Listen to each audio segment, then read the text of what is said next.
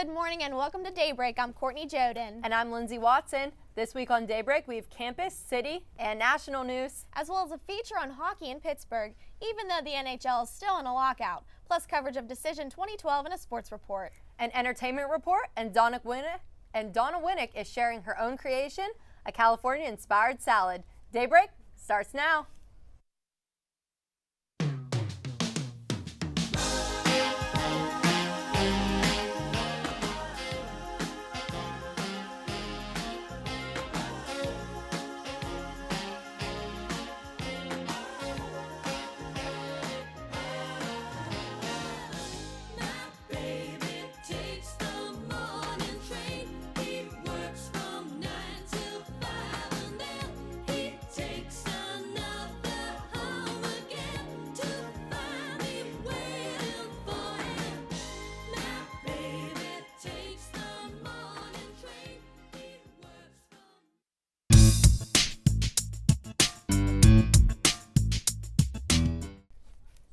In campus news this week, Point Park is calling all intelligent, driven, and motivated ladies. This year, for the first time since 1989, Point Park is bringing Miss America back to campus with 2012 Miss Point Park Scholarship Pageant. This local competition will be held right here on campus on December 8th. It's a wonderful opportunity for young women to earn scholarship money for school and give a voice to a cause close to heart.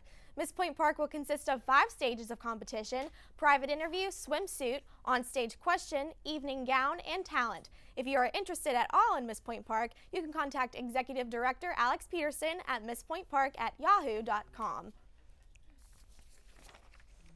The Department of Public Safety is pleased to announce that SHARP self-defense classes will be offered next week here on campus.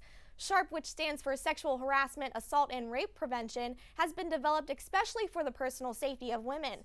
Classes will be on Monday, November 5th from 3 until 4:30 and Wednesday, November 7th from 6 until 7:30 on the 4th floor commuter lounge in Lawrence Hall. The certified instructors keep material simple so it's easy to learn and put to use.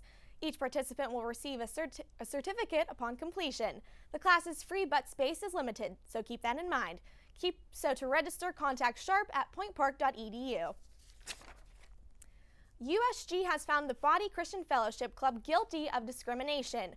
The issue occurred when one of the student leaders of the organization openly came out as gay and was immediately questioned by the club's advisor about whether or not they were sexually active. When the advisor reminded the student that being sexually active was against the club's constitution, the student promised to follow the rules and remain celibate in order to maintain a leadership position.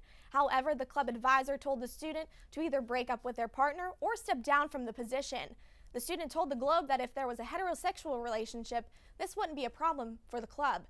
If the body and its advisors do not sign an agreement set forth by USG and the university agreeing to revise the club's constitution by November 5th, the club will automatically be disbanded. Now here's Lindsey Watson with your city news.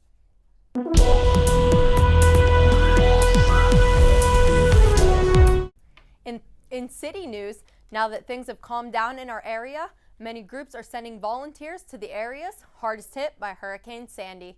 Yesterday, volunteers with the Western Pennsylvania Salvation Army packed up and are ready to serve thousands of meals out of a truck headed to one of the hardest hit areas in New Jersey. Flooding along the Jersey shorelines has left hundreds of people homeless and even destroyed a Salvation Army canteen truck, much like the one that left Pittsburgh yesterday. 2 volunteers from the Pittsburgh area will be the first out-of-state Salvation Army relief team to land in New Jersey, and volunteers say they are prepared to face any devastation. 3 additional disaster relief crews from our area are on standby, ready to go at a moment's notice just in case more help is needed. Two men were arrested Wednesday accused of shooting and killing a pregnant teenager from Beaver County. The shooting happened in the 200 block of Merchant Street around 8:30 p.m. Sunday. 19-year-old Konika Coco Finney was shot once in the chest while exiting her apartment and was pronounced dead at the scene. She was 7 months pregnant with her second child. According to the Post-Gazette, police arrested Marlon Kelly and Tyrone Fuller in connection with the shooting. The family believes Coco's boyfriend was the real target, and they said they warned her to get out of the troubled relationship. surveillance video could be the key in solving an early morning crime spree in Monroeville that left more than a dozen cars damaged, police say early Wednesday morning.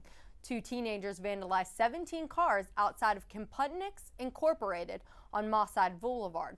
Computniks manufactures conferencing systems and electronics.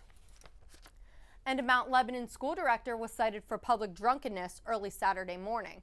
The 42-year-old said that he was in an establishment on Washington Road celebrating with friends, and he was walking home. Police stopped him and arrested him for public drunkenness, and after police failed to get in contact with his family, he was later arrested and would not make a comment about his arrest.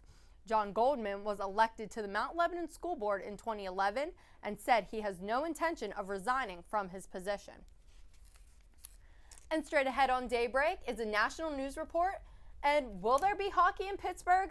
No, the NHL is still in a lockout, but there is still some hockey going on. Stay tuned and you'll find out.